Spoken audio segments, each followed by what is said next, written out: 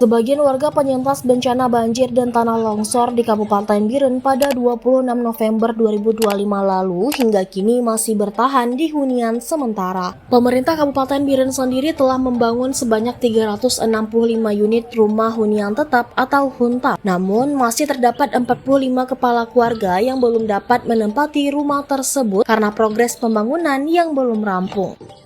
Sementara itu, di Desa Kuala Cerape, pembangunan hunian tetap bagi penyintas masih berada pada tahap awal. Dari total 23 unit rumah yang direncanakan, progres pembangunan saat ini baru mencapai sekitar 3%.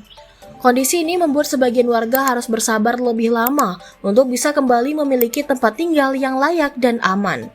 Harapan pun terus disematkan agar pembangunan hunian tetap dapat segera diselesaikan, sehingga para penyintas dapat kembali menjalani kehidupan secara normal.